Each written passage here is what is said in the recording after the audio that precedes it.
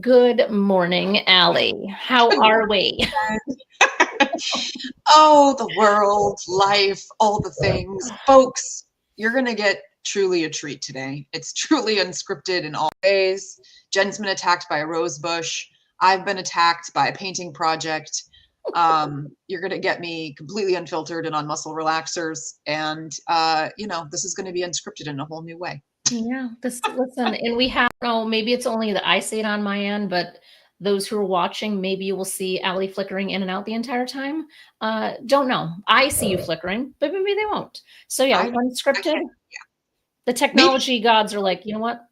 technology is like mimicking what's happening, I think, in my nervous system. Probably. Like that's kind of how it feels at this point. Yeah. But hopefully you can hear what we're talking about. And if you are with us, as always, drop yourselves in comments. Let us know that you're here. Engage, interact, ask questions. You all know that Jen and I can fill 45 minutes easily, even without you putting anything in there, but we would prefer to answer your questions if you have them. So what are we doing today? We are talking about how do we cultivate and nurture our audiences along with our book. And I think, there's a couple of angles we can take this conversation in terms of patient. It's cultivating before the book is out. It's cultivating after the book is out. So I think that we can kind of split this up in a couple of different ways. But I think it kind of organically falls into the arc of the conversations that we have been happening over the last couple of months because let's see, what was last month? Last month we were talking about how to get organized.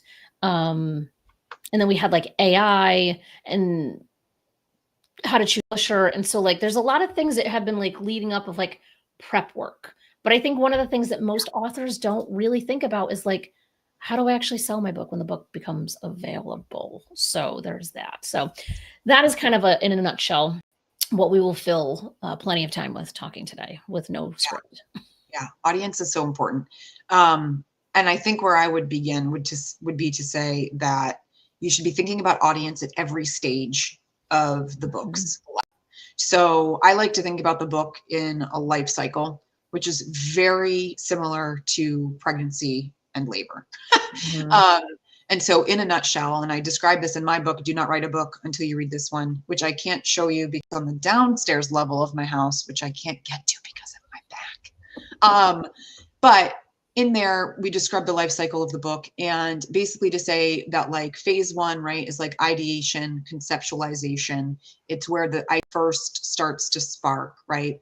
And then you're outlining, you move into draft development, right, where you're actually putting words down on the page and you're revising and you're editing. And then you head into the next phase, right, of production and working with your publishing company. And then you actually birth the thing, it comes out, you launch it, right? And then you are in a very long phase, which is just like rearing it, like raising it, talking about it, promoting it, right? And in each one of those phases in the book's audience is important. To me, it's not very effective if you're waiting to think about audience until the book comes out, right? From my perspective as a developmental editor, as a book coach, former ghostwriter, you need to understand, even when you're conceptualizing the book at the very beginning, when that idea first arises, who is this going to be for in the end?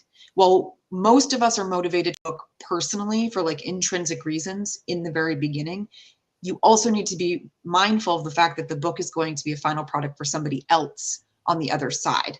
And so even though it's great to have that intrinsic startup motivation, goal, or objective, you also need to pair that with what's in it for them, them being the reader, the audience, the purchaser, whoever that may be. And so you need to think about audience right from the get-go.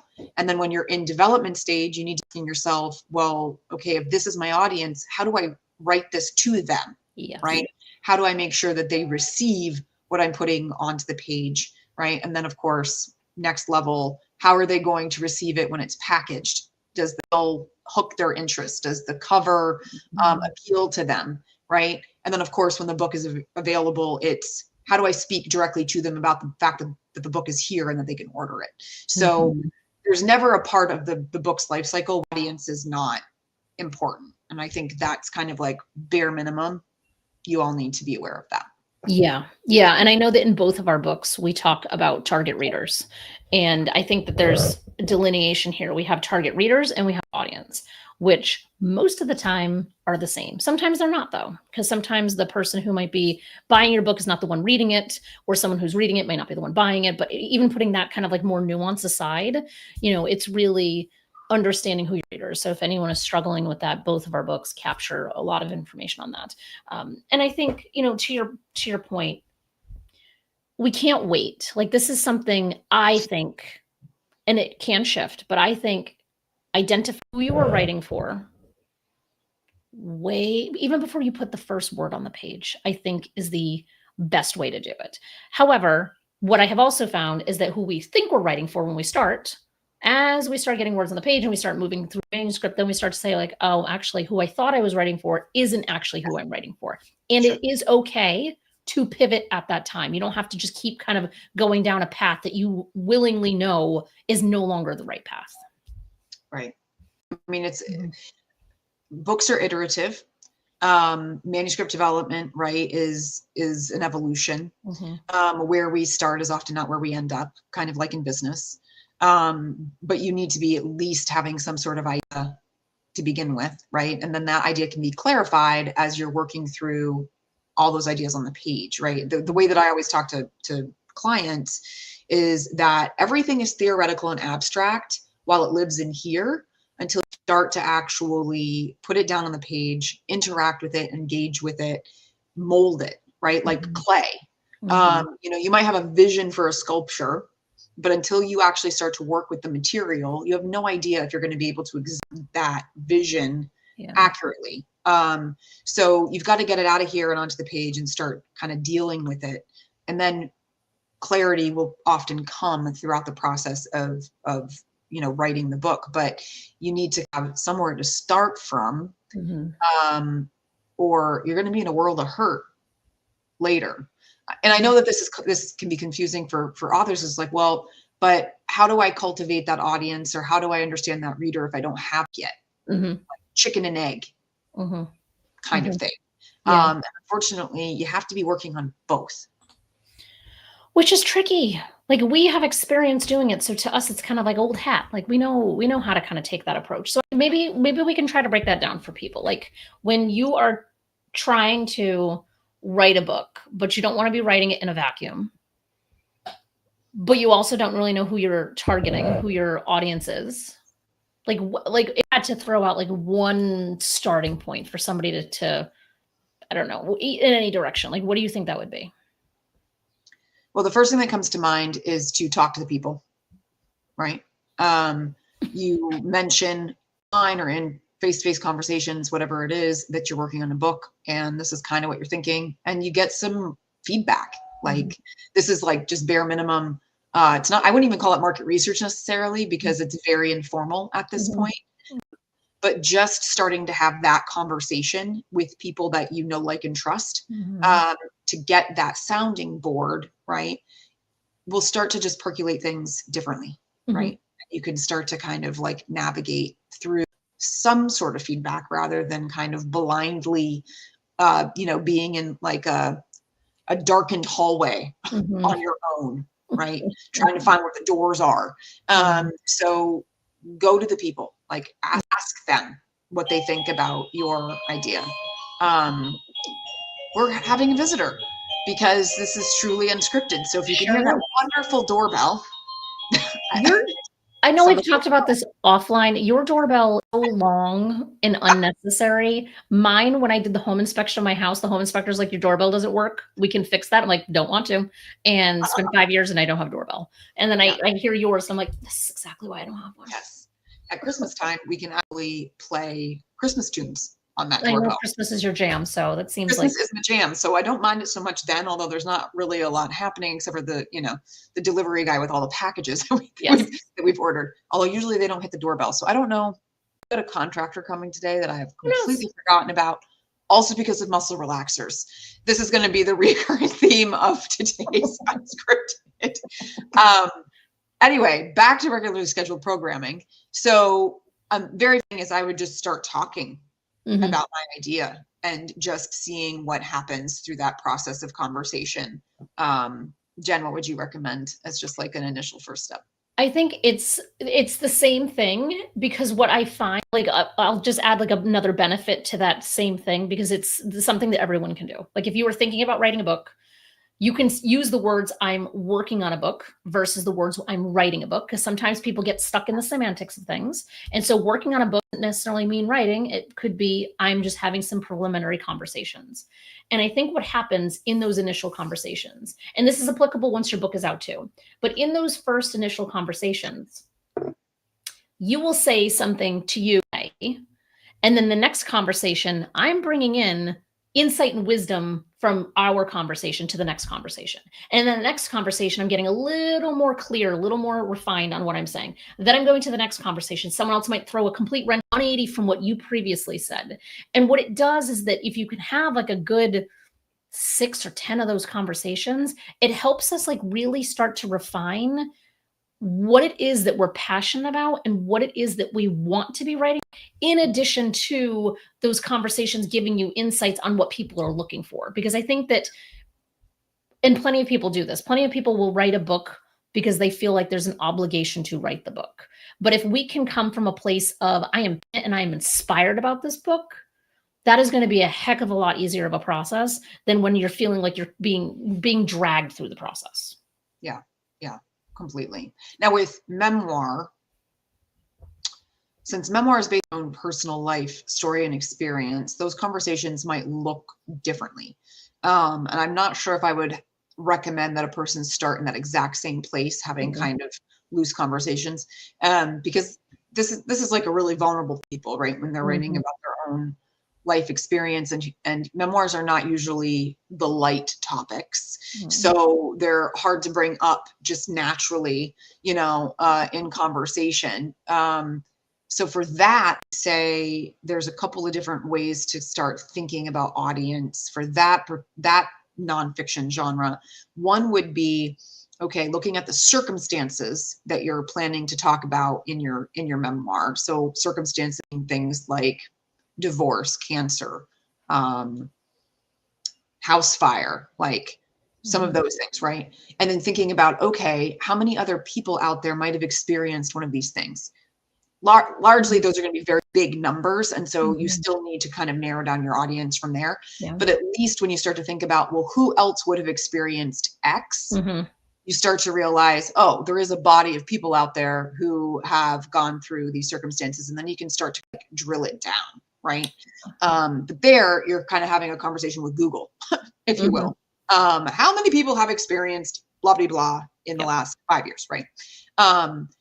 The other way to approach that would be to not think about the circumstances that your book is about, but the actual emotional lesson that your book is about, right? Memoir is really actually not so much about the circumstances of your life experience, but what those circumstances have meant, what you learn as a result of those things that you've been through, right? And so when you can start to think about, okay, well, my memoir is about those circumstances, which is really about, defining one's self, rather than being defined by others, or what resiliency looks like during uncontrollable circumstances, right? Then you're like, oh, okay, who is that person? Is it just those who have survived a house fire? Or is it also people who might have gone through chemotherapy? Also people who might have lived in a war zone, right? Like when you start to look at the emotional underpinning of your memoir, that also hints towards who could the audience segments be. So you might start with memoir a little more kind of like self-reflection or a little bit of research before you're just going out to the people to have conversations about hard things. But basically what you're doing is you're just trying to figure out how will my written word or my manuscript connect with other people who's out there to receive what I have to say. Yeah, and building on that, when you do get to the place of having conversations, so you've done the work that you're talking about, and then you're at the place where you're having conversations with people.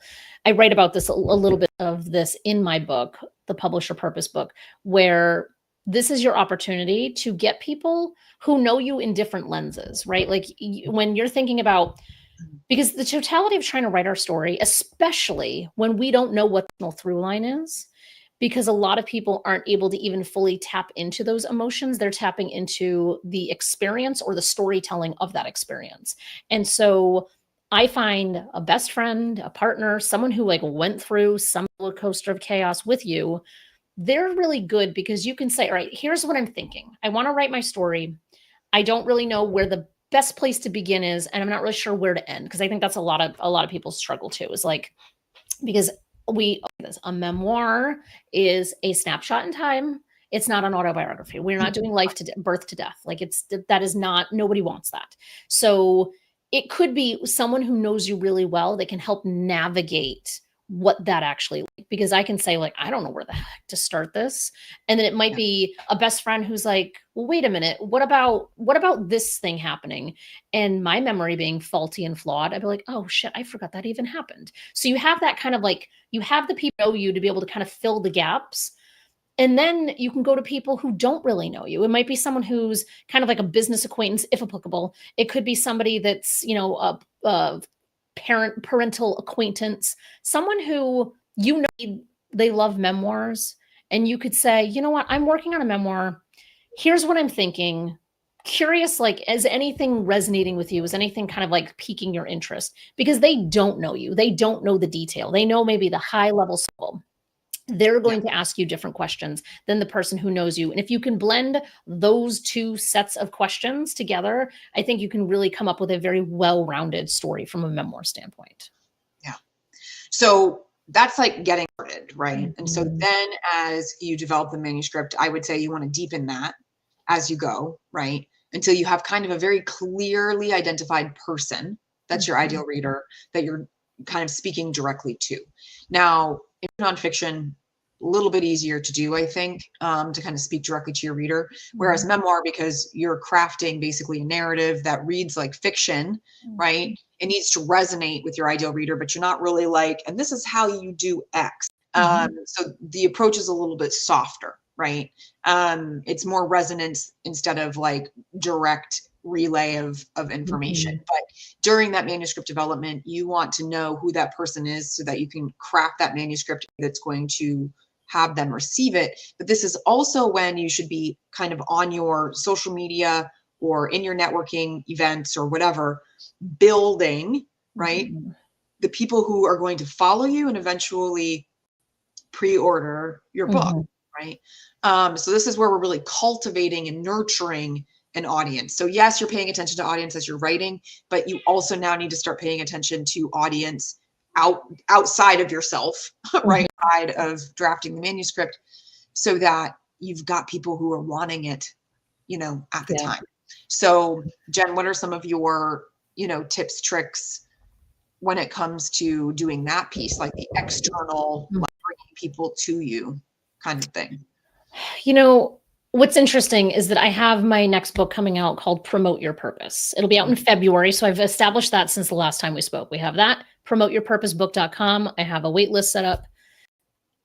And I'm actually kind of like demonstrating what I was just about to say, and I'm not even trying to do it on purpose, is Segue. when we have something that we are trying to promote, what I find is that the very like aggressive sales tactic of go buy my book, that repetitive, like very in your face, like go buy my book. People aren't really like super interested in that, right? Like they're not like, oh my God, she's yet demanded that I buy her book 12 times. Now I'm going to go get it. Like it's not like a compelling argument. But what I do find compelling is bringing people along for the ride, right? Where I can even say that like the last time, like our last recording, I did an landing page set up and I was like, damn it, I need to do that. So like now it's set up because of our conversation last time. Someone might be watching this to be like, oh, she's human too. Like not everyone has to have it beautifully figured out, because I think that that's what the marketing is around books. Is it has to be big. You have to have a huge audience. It has to be glamorous. It has to be like this super sophisticated back end system. And I don't think any of that is true. Does that hurt? Absolutely not. Like if you have those things, you are going to get faster, but most of us don't have that.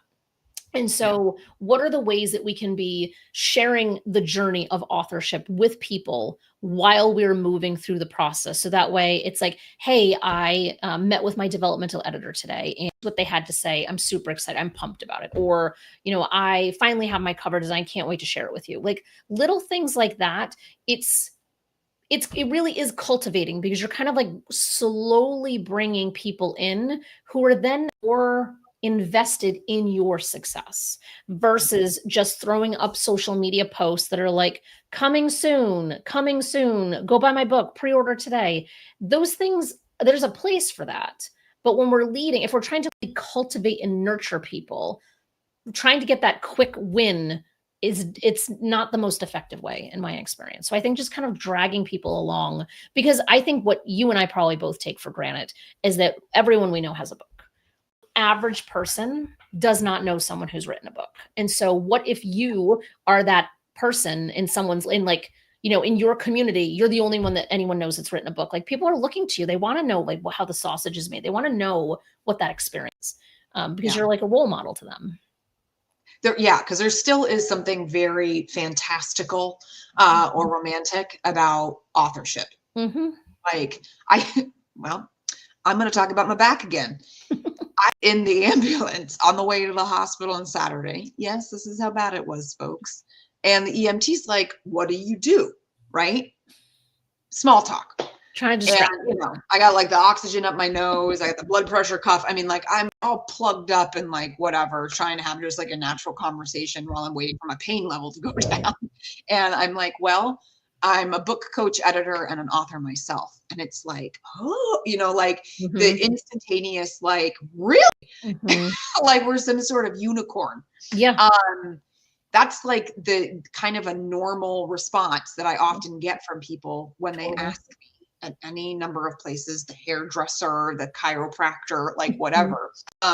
So there is this like intrigue for folks. Mm-hmm. And when I've said that, I have seen people go and creep up on my LinkedIn page mm-hmm. or my Instagram page, right? And these are not friends and family, right? These are strangers. So I do think that you want to work that angle because there mm-hmm. is this curiosity and interest for people. So there's that piece. I also think that you should start with your friends and family, like your inner network, because mm-hmm. those are the people who are going to be cheerleaders. And so they're going to tell their other parts of their network who might not be your inner circle, but are their mm-hmm. inner circle, right? So it has that kind of like ripple effect, if you will. But I think in addition to bringing people along that kind of like, right, that the book is in development, here's the stage mm-hmm. I'm at. When you've got a prescriptive nonfiction book, especially that's connected to your expertise, connected to your business, connected to your speaking gigs, whatever it is, right?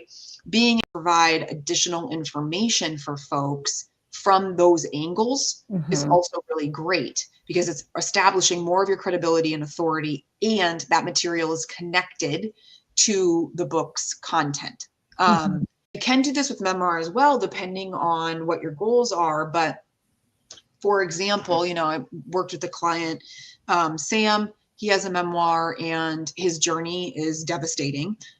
He was a person who sexually abused as a child by a priest, but he wanted to use his memoir to try to break open the conversation mm-hmm. around this happening for others, right? So Sam has an opportunity to talk about what do we know about this issue? Mm-hmm. What laws have been created, if any? What resources are available to others who have experienced this? What do if somebody discloses to you as an adult that this happened to them as a child? Mm-hmm. What's the latest news? Like, has somebody else been reported? Has some mm-hmm. other town found multiple victims that have come forward, right?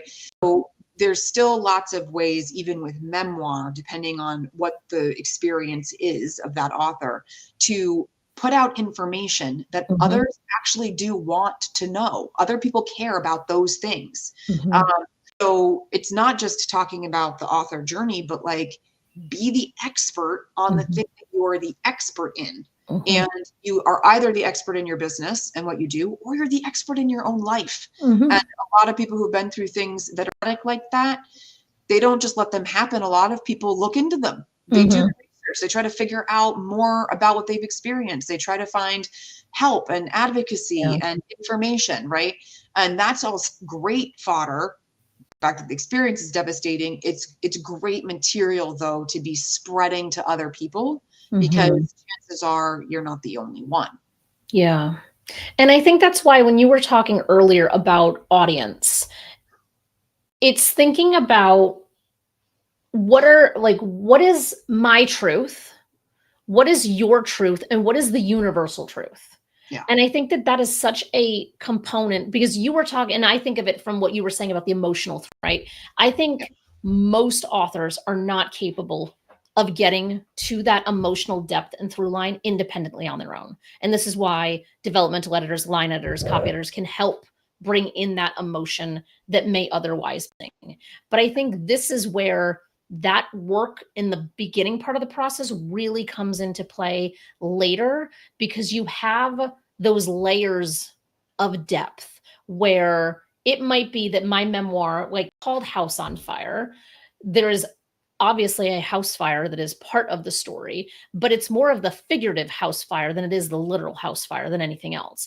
And when I look at those entry points for people to be interested in this, life is diverse. Like we have all a wide range of lived experiences. And so someone might want to read it because I'm talking about being queer. Someone might want to read it because I'm talking about being adopted. Someone might want to read it because I'm talking about adopting someone. Like there's a whole bunch of other things. And that's why the more we can know what our truth is versus the universal truth is, the more we can kind of adapt with things that are happening. An opportunity that I did not take because it just didn't good, but if someone else had a book about house fires, it would have been a great opportunity, is when, not that there aren't wildfires happening all over the place right now still, but when Los Angeles County, right? Like when it was just really kind of complete engulfed, that would have been a prime marketing opportunity for me to start relating my experience from a house fire to the experience of people losing their homes in a wildfire. Even though on the surface, those two experiences have the commonality, lost everything because of fire, the actual emotional experience is dramatically different when you are part of a group of people where it's happened to versus being like the only one that it's happened to. And so if I had been, interested, sure, I could have like started to write some content about it, maybe pull in some statistics of how many people lose homes. And that would be the thing that raises my profile up for people to be like, oh, she actually kind of knows a little bit about this, because I know a little bit about it from my own lived experience. But there are people who study these things for a living, and that is what they know. So like, are there people who, whatever you're writing about, whatever your journey is, are there people who are experts, not from the lived experience standpoint, but are from an expert standpoint?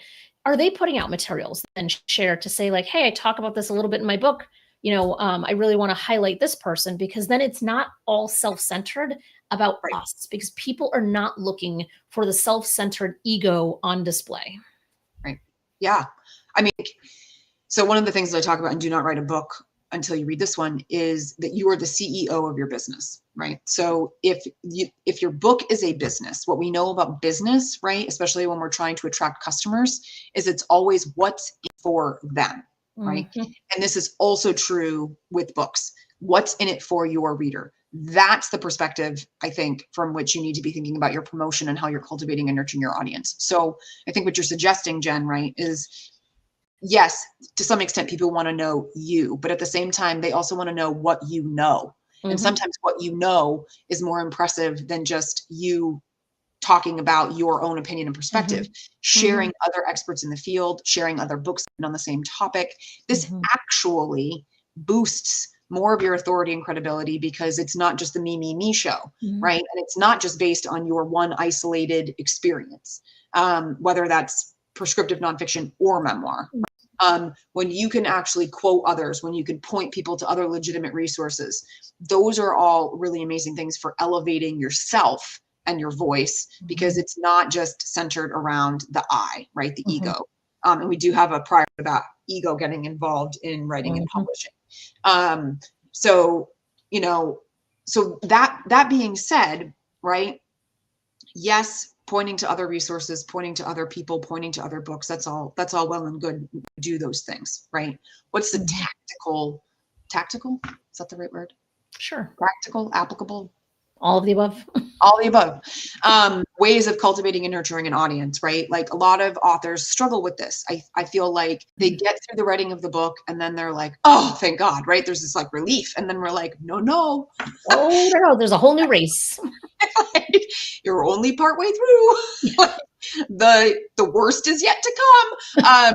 Like there's still all this promotion that you have to do once the book is out there, right?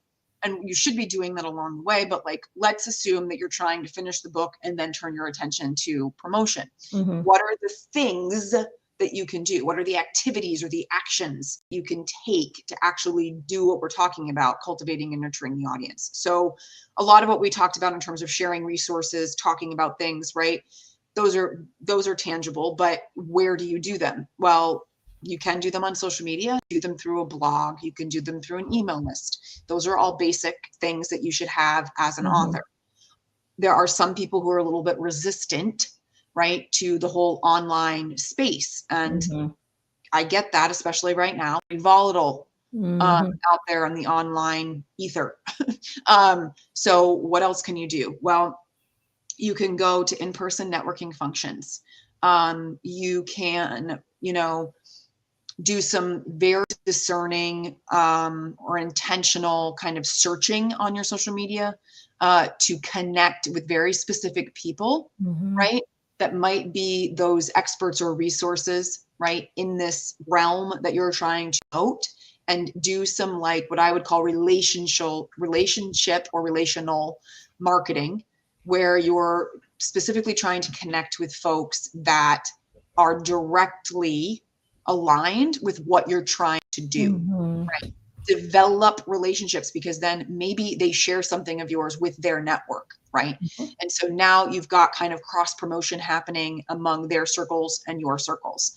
OPED, so writing in a piece, to local outlets or bigger outlets, right? Gets your voice out there, gets you to talk about some angle of your topic, gets you to get people to know who you are, right? And hopefully back channeling over to those social media sites or websites, right? Guest blogging on other people's platforms, doing info share or swap with other authors, perhaps, right? There's lots of ways to do this. And yes, a lot of them rely on online platforming, but if you want to get out there and rub elbows with set up coffee chats, go introduce yourself to your local independent bookstore before the book comes out, and how they want to work with local authors, or if they want to work with local authors, right? Go and talk with your librarians.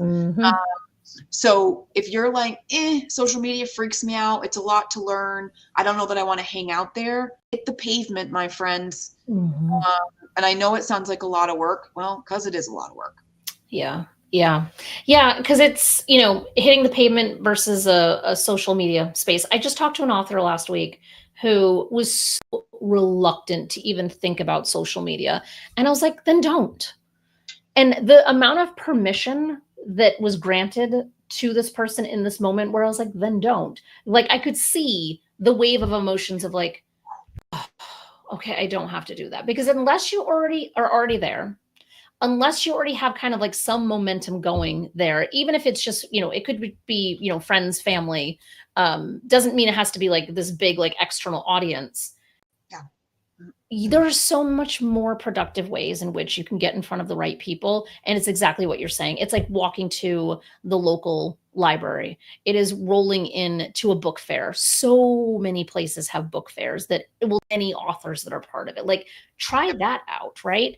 And build those connections and relationships before you need them. I think that is a key thing too, because if we are coming into the conversation in a very transactional way to say like, hey, Ally, what can you do for me? That's going to feel far less enjoyable or interesting than if it's like, hey, what's a win-win that the two of us can do that's going to help promote both of what we're up to, because that's the key, is really finding that win for me, for you, and win for whomever it is that we're mutually serving. Yeah. And it needs to be a back and forth exchange, right? Like, I'll tell you something that irritates the crap out of me. Do tell. Do tell. Yes, exactly. So right now I'm currently acting as the president of a nonprofit writing organization here in the state of Vermont. And I see our inbox, our email inbox, get these emails from people who are like, just automatically right out of the gate, my name is so-and-so, I just published a book and I think you'll want to know about it. And I'm like, well, I'll want to know about it just because we're a writing organization? Like, no, please don't approach that way. Like, you know, back it up a bit. At least have a couple of exchanges before you start laying it on to people. Like, you know, you're going to care about my book, yet you don't know me yet, so you don't even care about me yet, right? When you're approaching people, think about them. Again, what's in it for them? So you're approaching that expert. Let's go back to the house fire example. Let's say emergency responders to house fires is somebody that I connect with, right? Because in your experience, they were the best of the best. They made it a traumatic situation so much easier to deal with, right? So connect with emergency responders and say something like, you know, I just wanted to connect because I had this personal experience one time, and I found that the EMTs that responded were so crucial to that traumatic experience feeling better. And just really admire that you've chosen this career path, that you're there for those of us who experience this like really horrific moment in time. And I'd love to be connected, and even feature you in an interview or something. Right. Kind of depends on what else you got going on. If you have an audience to post an interview, but like you're leading with a little bit of something heart-centered and personal, but not with an ask for what they can do for you. Not yet. Right. So be strategic, be intentional, be aligned. And I think what Jen and I have both kind of skirted around, but haven't said explicitly. So I'm just going to say explicitly, be where you're comfortable. Now, I think at some point you have to push yourself out of your comfort zone. You got to be a little bit brave. You got to be a little bit courageous. You got to try things that you haven't tried yet. But don't start with pushing yourself off the deep end, right? Start in the shallow end of the pool, and work your way to the deep end.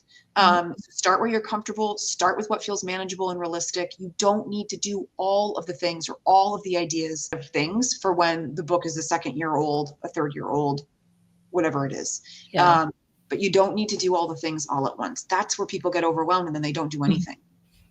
That's exactly it. I see it happen all the time, where it's like, if we have any type of internal resistance to any type of activity, we need to know that and not go down that path. Like even, you know, like this idea of us doing the show, which is now a year and a half in, just kind of organically came up in conversation. And if you or I were both resistant to being on video or doing something live, because I think live things terrify people. You and I are like, I would prefer live because I don't have to edit anything. I don't have to worry about it. Like whatever happens, happens. But that Unscripted. Correct. Very appropriately named. But that is because that works for us.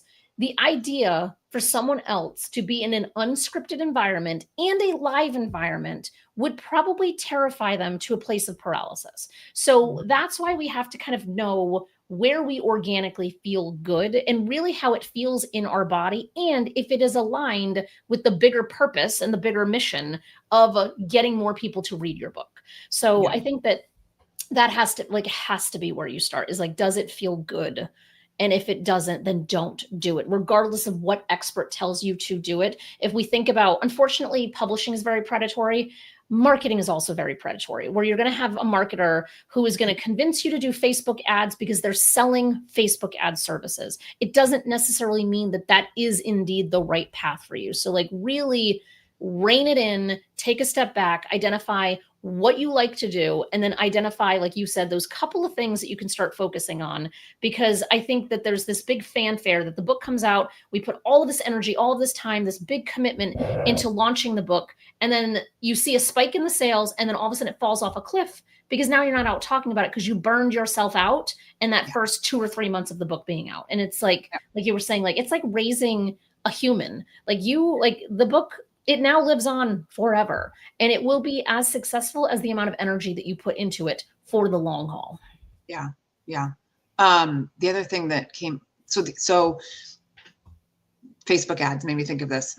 So choosing what feels aligned, right? But then this goes back to audience. Where is your audience?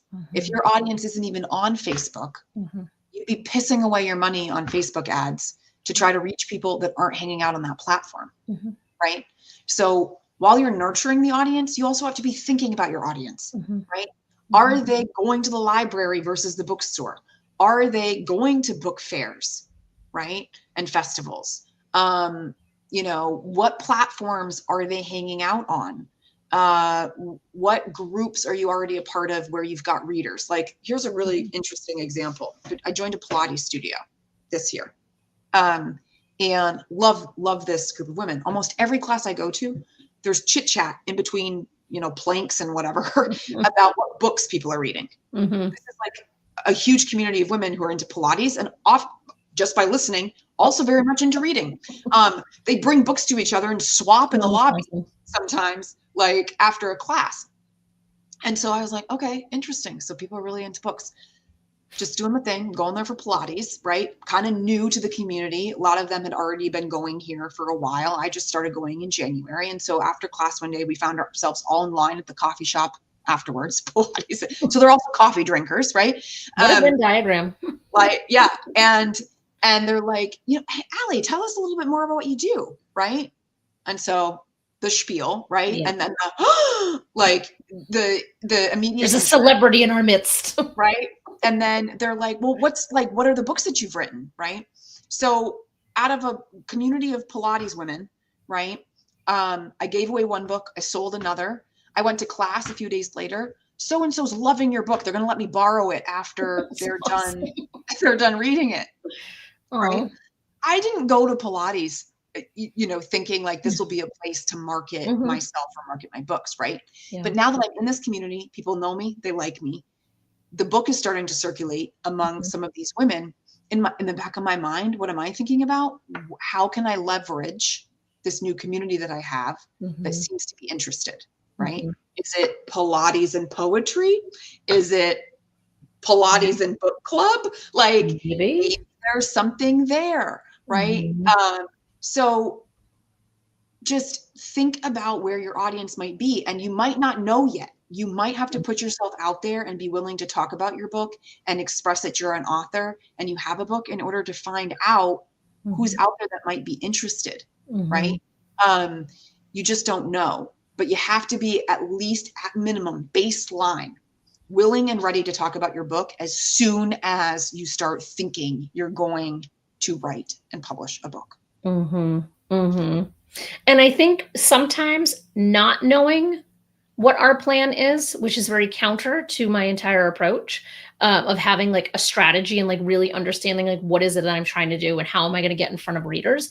Sometimes not knowing and letting the book decide for us is also an incredible opportunity, because like in your mind, like you never would have thought that Pilates, like if you do end up doing something like Pilates and poetry, but like how the hell, like, because the book is the one that like, and you in support of the book is what kind of like brought you there.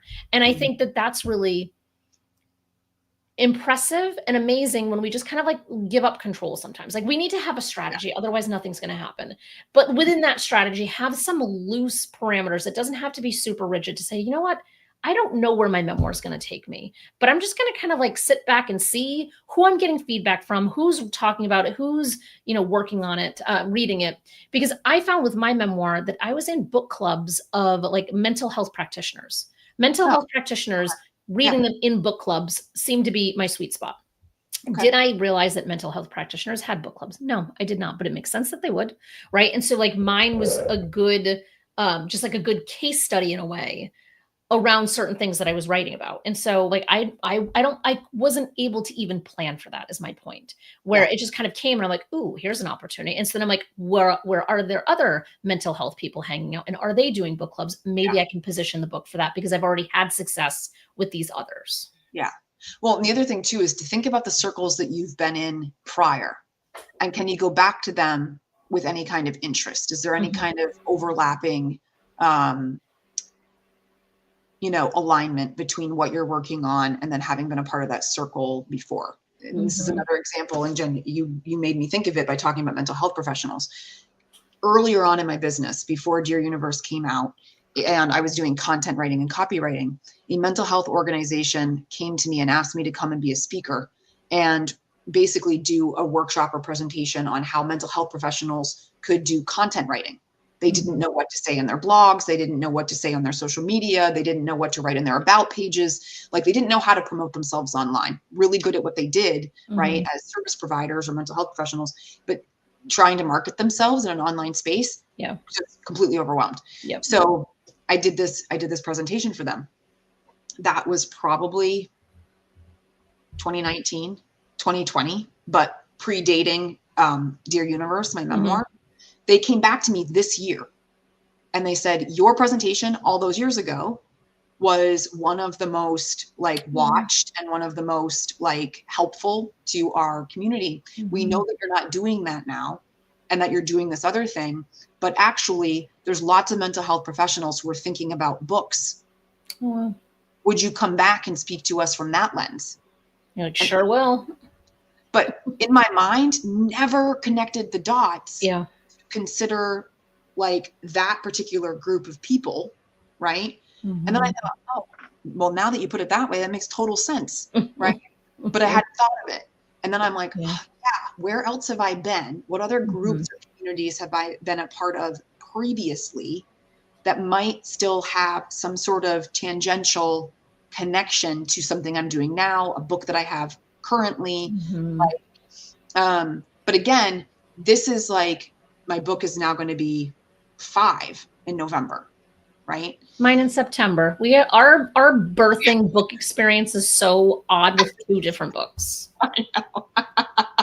The memoirs both around the same time, the professional books both around the same time. It is really, really wild.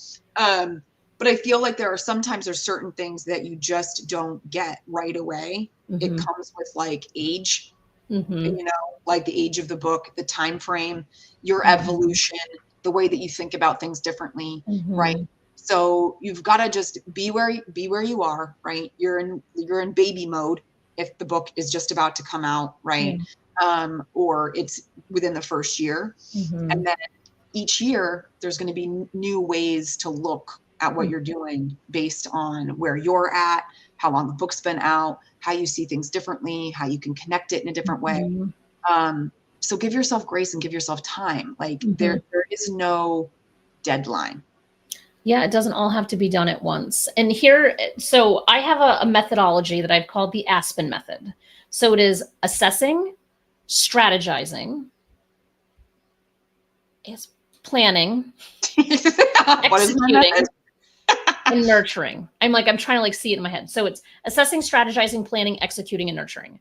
And what I find it to be like a full cycle, right? Because we have to start off by like assessing just the lay of the land, like assessing our interest, our goals, like assessing literally everything. Then we need to add a lens of strategy to it because like there's no sense in coming up with a goal if there's no strategy to it. Then there's planning it, right? So now, okay, I've kind of figured out what I want to do, but now I actually have to like plan the thing. Then there's like, now I have to execute the thing. But the final piece is the nurturing side, right? Like you put all of this work into figuring out what and how and when, that we now have to kind of circle back around to like, how are we actually going to nurture that opportunity? But by the time we're at the place of nurturing, which like I'm thinking about the 5-year arc of like both of our memoirs, it's like, now we have to go back to the starting point and reassess and re-strategize and replan and re-execute all over again, right? So I think for some books, that life cycle of that, just that cycle might be that every 6 months you're doing this. For others, it might be that you're doing it every 5 years because a book is a lifetime commitment unless you take it off of the internet. And even then it still lives on forever. So I feel like there's something to be said about like coming back to it and like giving yourself like, okay, like it's been out for 5 years. Maybe now's a chance to like reassess and just kind of see what makes sense for me now, given everything that I've learned over the last 5 years. And I think especially like, so with memoir, your life experience is your life experience.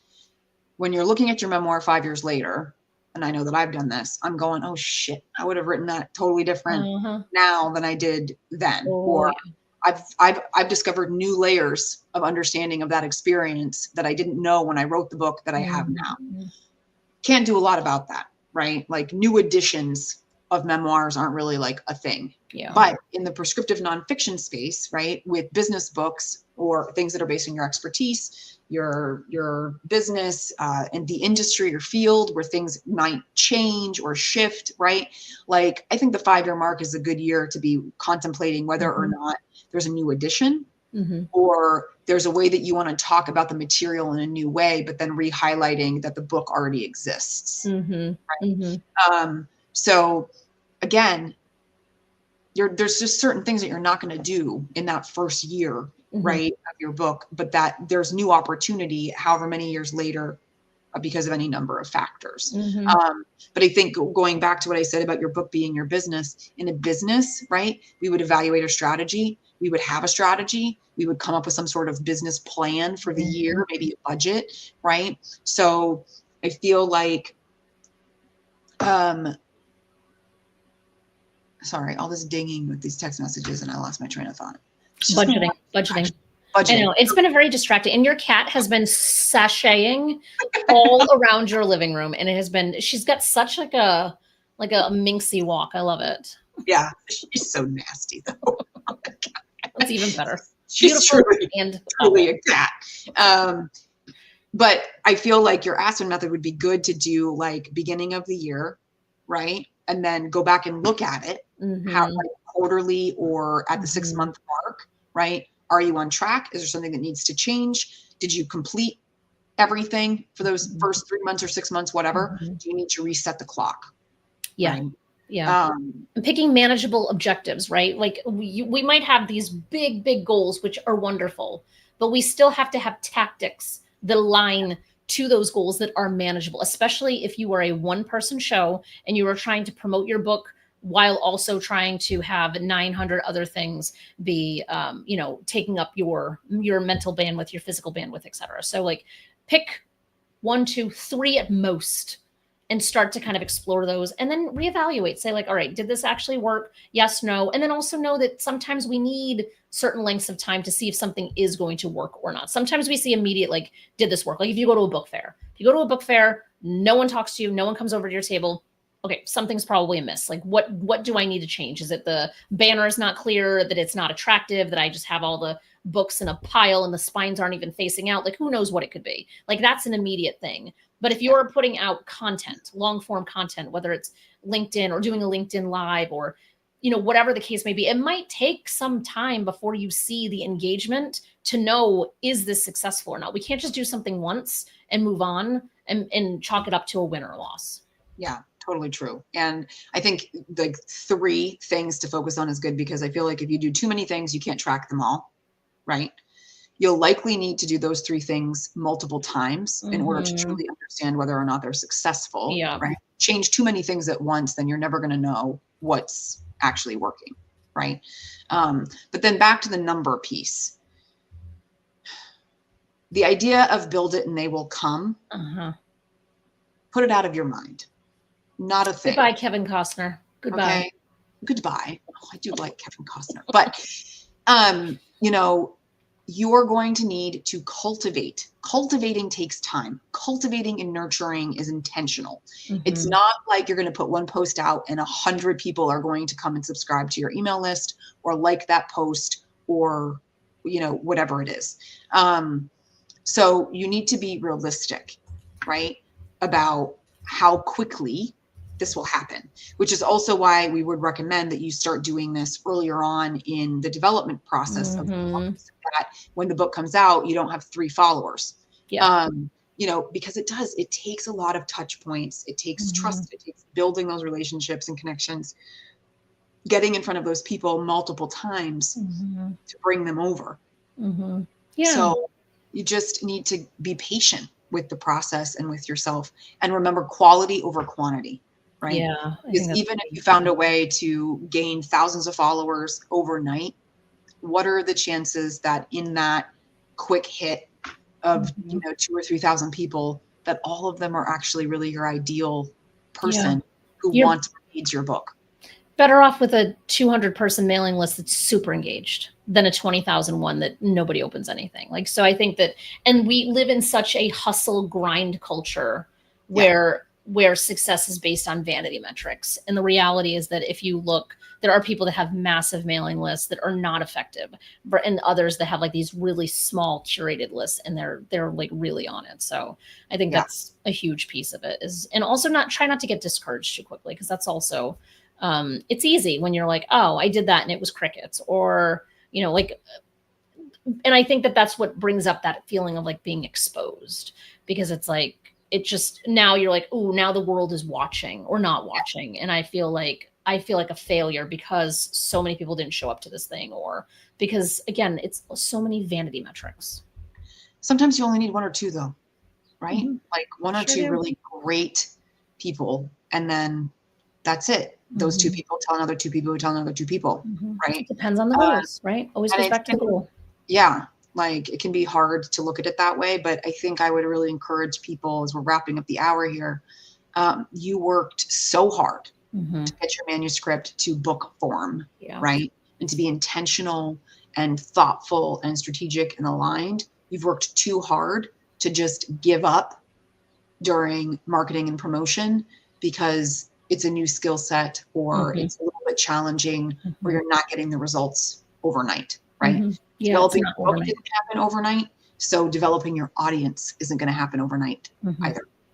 It's like planting. Like, we use the word cultivate, right? Like, it's literally like planting a garden. You just drop seeds in today and suddenly you have fruit or vegetables. Like, it takes time, energy, going back to it, tilling the soil. Like, there's a lot that goes into it before something sprouts. And sometimes you get this, trying to grow a watermelon, sometimes you get this like lopsided nightmare and it's not even edible. And other times you have like this beautiful thing, right? But like, you don't know when you put it in the ground which one's going to be the beautiful one, which one isn't, right? You don't even know how many you're going to end with. So Yeah. like, it's just really just trying to stay the course and not getting discouraged and giving up too soon. Cause I feel like, what is that? Like 3 feet from gold, right? Yeah. Like, so many people, like, they are so close to the thing that will work and they give up right before they hit it. Yep. Yep. So folks, don't give up. Yeah. And we hope that in this episode, you found some really great perspectives, as well as practical tips and strategies for cultivating and nurturing an audience for your book. And of course, we would love to hear from you. So if you're catching the replay, drop something into the comments for us to get back to later. We are here. We've been here for a year and a half now. We do see the comments as they come in. I don't think there's anything to respond to in this particular one that's showing up. But please, if you have further questions, ideas, inputs, takeaways, ahas, whatever it is on this particular episode on cultivating and nurturing your audience, drop it into the comments. We will be sure to respond. Jen, before we wrap up, what would you like to promote today? My promotion is that I finally have the wait list set up for my new book, which is called Promote Your Purpose. TBD on the subtitle. I've got a lot of ideas, can't land on one of them. And it will be out in February. So I got a long runway for this one. So if you're just interested in kind of knowing what's going on with that and some behind the scenes access, promoteyourpurposebook.com. Wonderful. Love it. I have got a second run of the very popular workshop that I ran in first quarter of the year called Writing a Memoir That Matters. Love it. How to validate your idea and turn pain into purpose.